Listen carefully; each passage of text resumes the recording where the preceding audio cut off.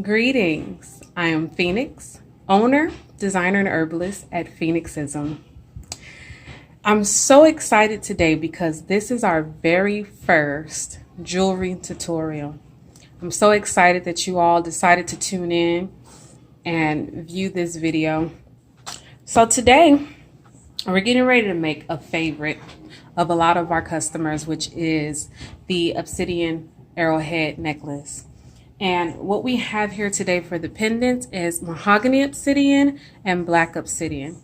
All right, so these are like volcanic, like glass, and they're very popular in like those who want protection or just something that's a little more masculine. But the way we wrap it is where it can be unisex for men and women. So let's briefly talk about these fabulous stones here. So what we have is Mahogany Obsidian. Now, Mahogany Obsidian is a really gentle energy. It's a little more gentler than the black one. The black one is very positively strong for protection. But this one resonates very well with the earth. So this is great for grounding, and a good way to remember that is the fact that it is brown and it is speckled. Not speckled with actual, I believe it's black tourmaline. The last time I checked that out, but it could also be some other things. But it gives you strength in times of needs, and it's very vital, vital to finding out your purpose, right? So it eliminates energy blockages and it stimulates growth on all levels. So spiritual, physical, mental, this is the stone for that there. And so then we also have the Black Obsidian. And so again, the Black Obsidian is, great for protection, but it's very powerful. It's very powerful in so many ways, but it's more so used for protection, healing, and speaking your truth. And it's also used in feng shui. So this is another wonderful one there. Now the sizes of these vary, and I'll show you an example when we order these online. We get several different sizes. So we have small ones, and they're not perfect, right? Sometimes we get some that are a little shaped a little different, a little warped, and we got a little piece that might have chipped off. Then you got the little slender ones here, or maybe even just a little bit longer here, but maybe even see the fact that it is glass with that little bit of transparency. Let me see if this will help you see that just a little bit more. Yeah, kind of see through that one there. Very, very, very wonderful pieces. And then we also have the mahogany ones that come in the different shapes as well. But for this pendant, you're going to want to find one that's a little bit bigger. So the length is probably about the same, about 1 inch. But you want to make sure that it's a little wider for the design that we're doing today. So let's see here. About 1 inch long, maybe a little longer up. Yes, about 1.5 inches there. I'm going to make sure the other one is too, about 1.5 inches. Yes, a little bit bigger than 1.5 inches, but that's what we're going to use today. Over the materials that you need.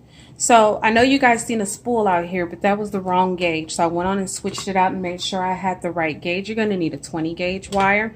You're going to need a 26 gauge wire. You're going to need whatever one you're going to use. And for video purposes, we're going to go on and use the Black Obsidian today. So I'll go on and move this one aside so we can begin working with this one today. You're going to need your flush cutters. You're going to need your pliers to make sure you can cinch on your weaving wire. And you need a ruler so that you can measure out your wire. All right, so here we go. And we're going to measure it out. I'm going to let you know how long those lengths needs to be. A piece with this one that's about 1.5 inches long. I'm going to go on and open this up. And I like to grab more than what I need sometimes just to be on the safe side. We're going to use our cutters to cut that. And I fold it over. We'll move that aside. So we got 12 there. And another 12. So we're going to say 24 inches. And then you're going to take that wire and you're going to fold it in half. Okay. So you're folding it in half because you're getting ready to do some weave work. Okay. You can snip it if you like. I'm going to snip it. I like to snip it. So we want to begin our weave work. Now this weave that we're using is a very simple one. A lot of jewelry makers use. And we're going to start up here. Actually, we're going to do this like this here. So we're going to start right here at the edge. And so this design has to fan out. So we're going to start probably down about here, because we're going to also be using this to make our bell as well. And our bell is going to consist more of the weave work that we're going to be using. So let me explain the weave pattern that we'll be using. And I'm going to straighten these up at the ends because I don't want to be poked so much. Okay. All right. So this weave pattern is more of a 2 and crossover.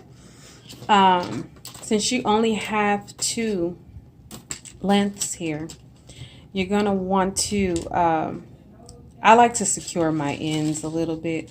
So I kind of wrap it around maybe 2 or 3 times just to make sure my wire isn't going anywhere. And I am going to go on and cut this because that's just a little too wonky for me right now, a little too all over the place. So let's open this up. All right, and let me move this so we can stay in focus and you can see what we are working on. All right, here we go. And let me get you guys focused. All right. All right, so this weave pattern is a little different. And let's zoom in a little bit. How about that? All right, there we go. So, not different, but this is a standard one. We're just going to wrap on the bottom base wire twice. Sorry, not twice, but 3 times. And be sure to make sure that they're close together. That's what we need our pliers for. We want to make sure those wires are close. And we'll wrap one more time. Okay. All right. Then we'll take it over the top base wire. All right. 1, 2, and 3 times, right? And then we'll continue doing that all the way down. All right, I like to keep these open because this is the design that we're doing. We want to make sure that this sits there about like this here. Okay. We want to make sure it's open and it sits about there. You can see that good. All right.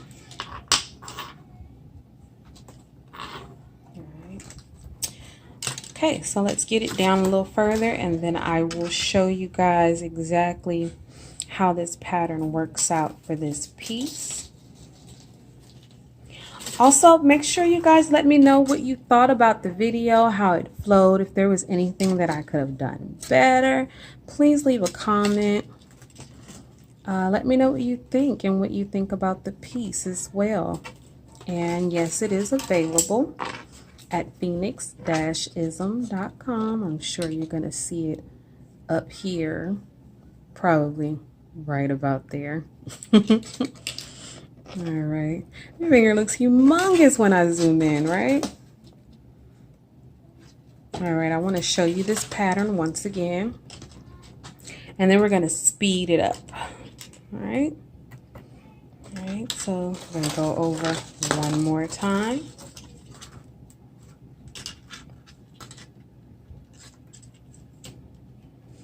Okay, see that there? Let's get a focus. There we go. You see that?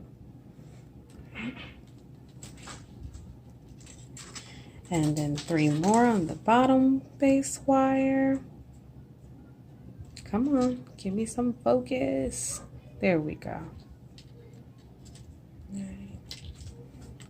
2 and 3. And we're going to keep doing this process all the way down. And I'll let you guys see that in just a moment.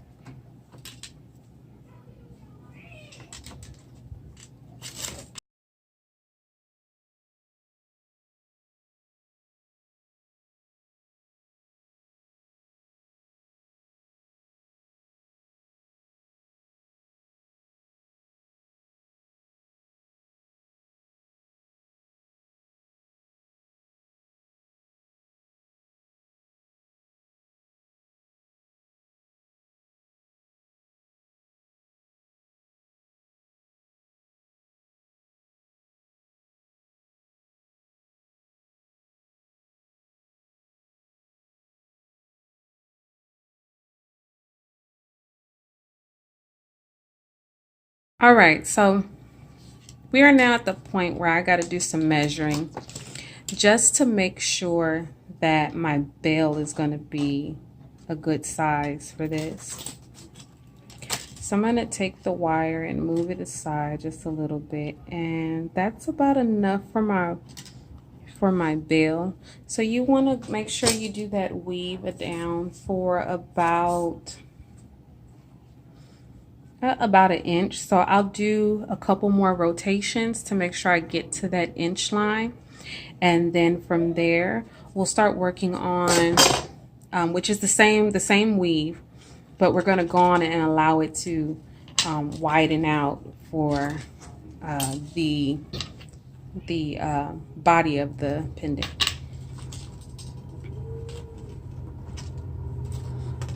And if you get to a point where you feel like you might have messed up on your rotations, it's quite all right, because sometimes I mess up and I'll do two and two, or I'll do the 3, but I'll also do 2, and you know, it doesn't look too bad. By no means am I saying just to just you know, allow yourself to make the mistakes, but you know, you don't have to beat yourself up over it, is what I'm saying. You know, it's not going to be perfect. Nothing is ever perfect. I know that we would love to get close to it, but I think that is the wonderful thing about handmade jewelry, because it's real, you know, and it carries the love and honesty, you know, and the joy that the creator has in making them. You know what I'm saying? So I actually, when I buy jewelry, I don't mind if there are imperfections. That's something that I actually like, because to me it's unique then. It you know, and if I'm drawn to it, if I resonate with it, then by all means, you know, that's what was meant for me. So I don't try to strive for perfection, although I am a perfectionist.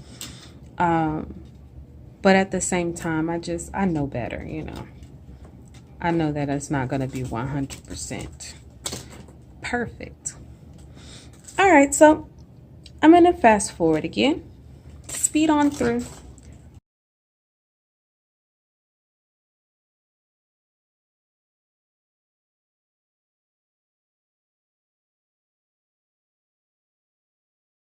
All right, so we have reached our 1 inch mark for the portion that'll be for our bail. Now, all we're going to do is continue the same weave pattern. We're going to make sure that it's good and wide. So I'm going to open this up some more. And of course, you always got to measure. So we're going to measure. We're going to see about how far down we're going to go. So for what we're doing, and I got to close this just a little bit more, but about here. So I put a slight bend so I know exactly where I want to stop this at when I'm going. So it looks like we're going to be doing about 1 more inch of weave work. So again, I'm going to go on and speed through this, and you'll see how we go on and attach it to the obsidian piece. All right, here we go.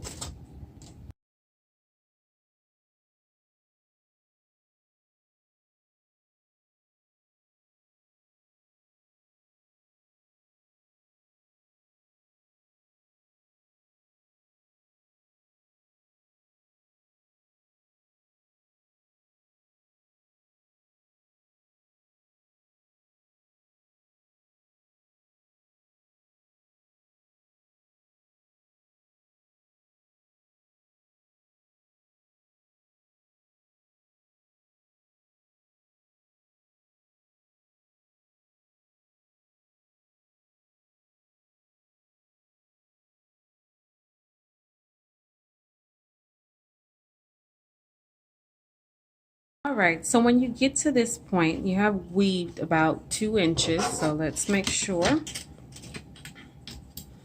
Turn it this way. So from the start of the weave down to the last one, yes, we're at 2 inches.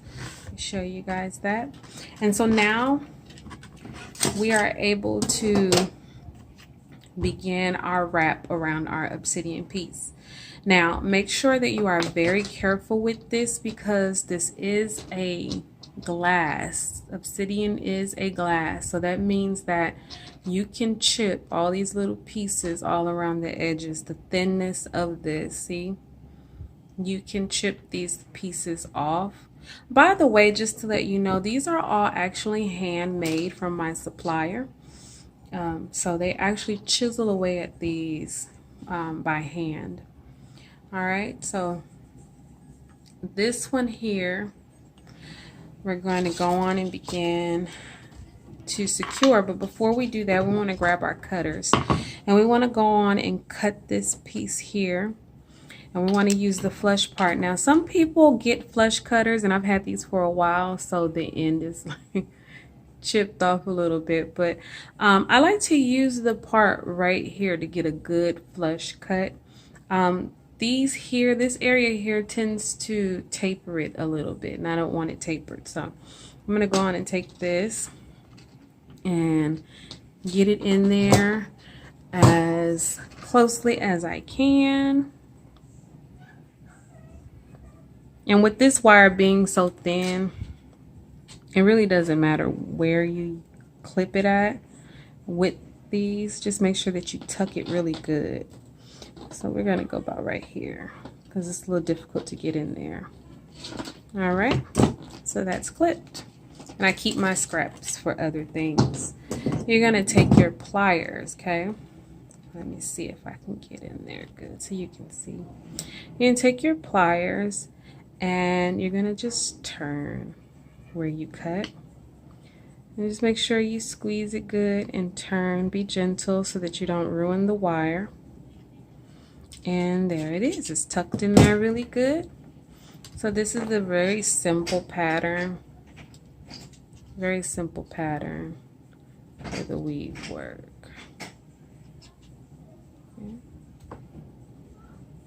Okay. All right. So we're going to give ourselves that good inch for our bell. We're going to use the inch for the top or the decorative piece of this. So we're going to take these two sides and we're going to bend them back. Now I crisscross it in the back and bring it around to this side here. So you'll see here the crisscross, and we'll do the same with the other side. We'll crisscross it over to the other side, and take your time, be very gentle so that you do not chip off any of the obsidian arrowhead. Now again, I can't say this enough, nothing is perfect, so it's not going to be 100% perfect, okay? So if you do chip some pieces off, it's okay, just as long as it's little small, little minute pieces that wouldn't make a big difference. Okay, you want to try and get this as even as possible with the one on the other side here. So that's what I'm doing now, just trying to adjust it to be a little more uniform there. All right, so I'm going to turn it over and make sure that this one is down good. There we go. Perfect. So now you want to take them across the open portion of the arrowhead here. Okay, and they're going to crisscross. But what you want to do is take them, you don't want to crisscross them just yet, I'm sorry. But you do want to make sure you have them and they're snug, and I like to try and keep my wire straight so that I don't get a whole lot of kinks in them. But we're going to do this one more time.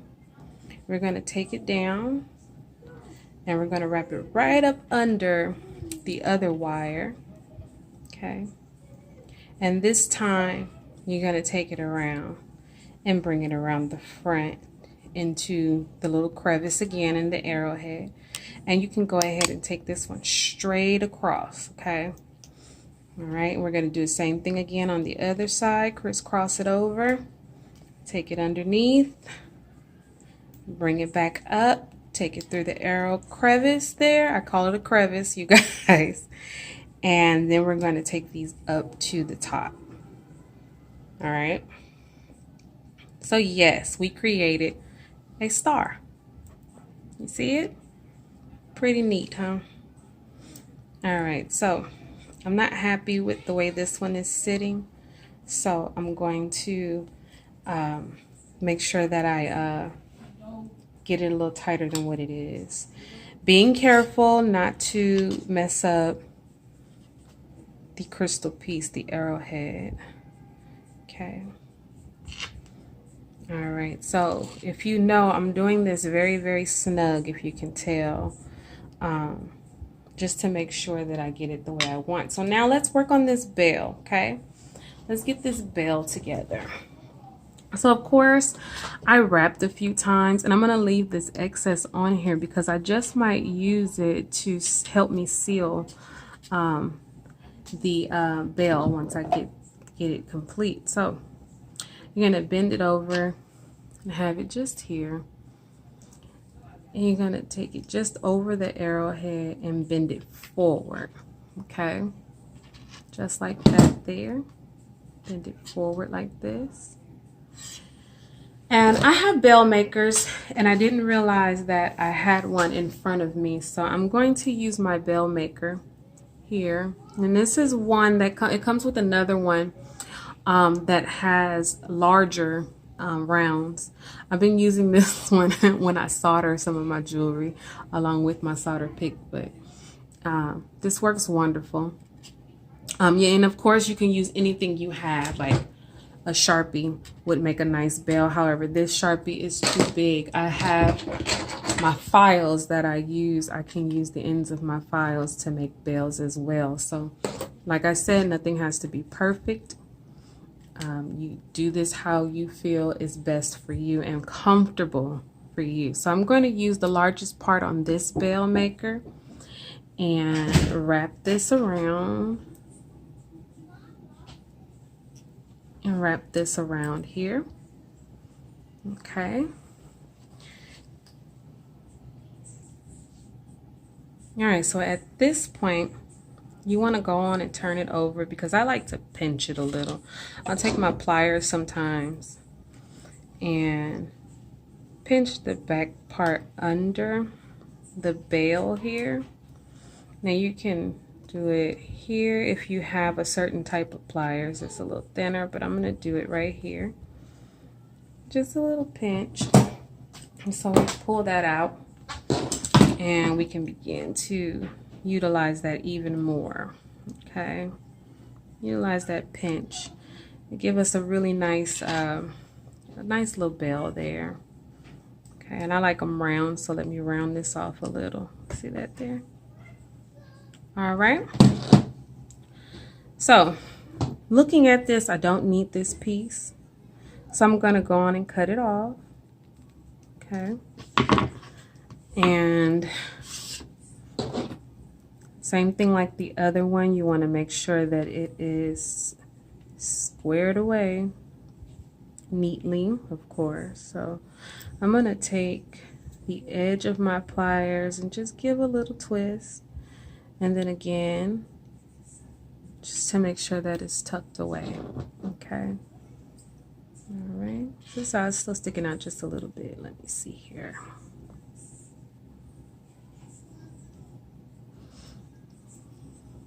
Okay,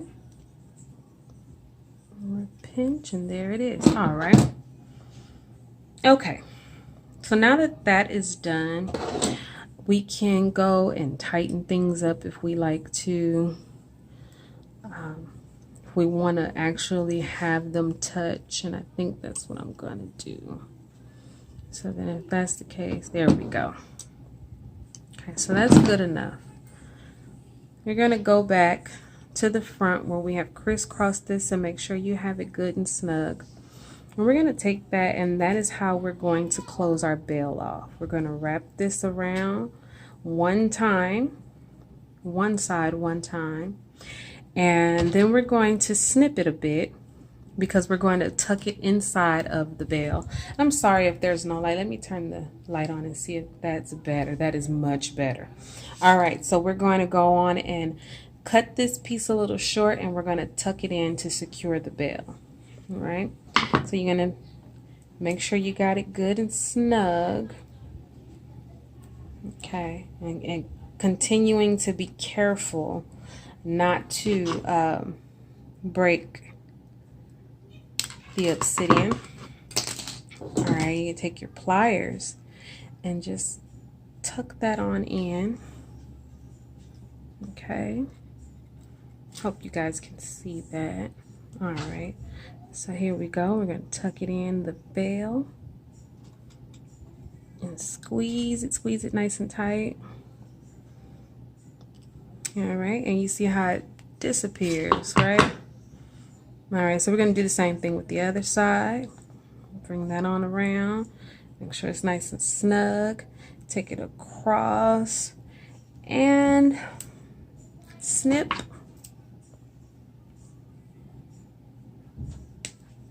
Okay. Use your pliers and tuck it on in. There we go. Come on, come on. All right. There we go. All right, squeeze it good and snug. Okay. And that's how it is. Isn't that beautiful? Beautiful star. All right, so the back. We have these two beautiful base wires just sitting here. What I like to do is just do maybe something decorative on each side. So we're going to cut them a little bit short. Okay. So I'm going to cut them here so that they are the same length. Okay. And I have to grab my my needle noses, so give me just a moment. All right, so we have them, and I just want to take a moment and just tell you about my tools. My handles came off of this one, but it still works just the same. They're from Beadsmith. I love these tools. They're a nice size for good gripping. Plus, I use a lot of sheet metal and industrial wire, like big, large 4-gauge industrial wire for a lot of things that I make. So these come in handy for me. They work amazing. Good grip. All right, so these are my round nose pliers. Now, the wonderful thing about these is that they have two different, come on, focus. All right, so they have two different sizes here for me to use. And I often use the smaller side when I'm getting ready to do what I'm going to do now, and the larger side when I'm making like my spirals and stuff that I like. So you see the difference in the sizes? Yeah, and they work wonderful. All right, so here we are at the finishing stages. We're going to go on and just take these and we're going to curl them up. All right, and I think I'm going to use the larger one this time on this one, so I switched it around, and I just put it at the tip and turn. Okay, then I have to adjust to be comfortable and put it at the tip and turn. Really simple, really easy, right? So sometimes you don't get a complete circle, and that's okay. You can either take your pliers and bend it in slightly, as some like to do, while others will just simply, and hopefully I'll be able to, like I said, they're a little broke, but you can snip a little bit off and just pick up right where you left off, and it'll help you to get that perfect circle with your spiral like that. Okay, so we're going to go on and bring it up all the way to the top. So you're going to begin again And go on and turn all the way up and up. Oops. Okay. And we can stop there, or we can bring it in closer. I think I'm going to stop there and go on and go to the other side. Same thing. Okay, I'm going to start at the very tip.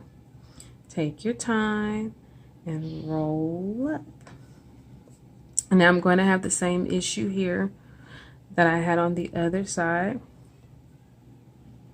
So I'm going to go on and snip that little part off. Let's be sure.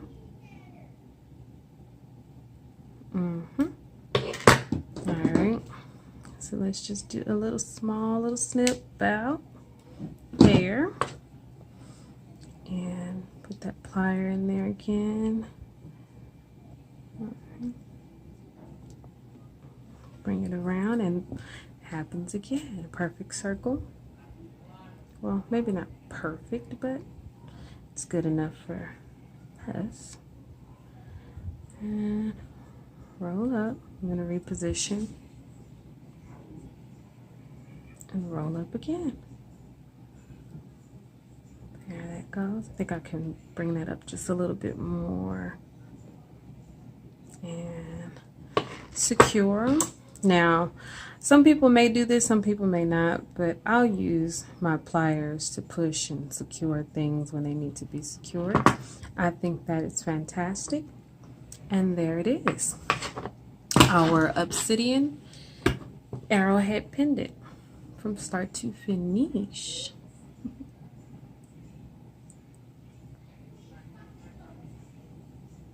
All right, so that is it. This is our very first jewelry tutorial, and I am ever so excited and happy and thankful that you have tuned in and watched the video. Again, be sure to head over to Phoenix-Ism.com and purchase your own. I believe that I'm getting ready to start my blog back up. It's been a long time since I've blogged. So I'll probably be doing that within uploading these tutorials to the blog, as well as some of our ancient wellness essentials as well. You see, I'm already fiddling with it because of my perfectionism. Perfectionism. But anywho, this is it. I'm excited. Now, one thing I do see here, and this was when I made my adjustment, how this piece here, like I can grab it. This piece here has just came up.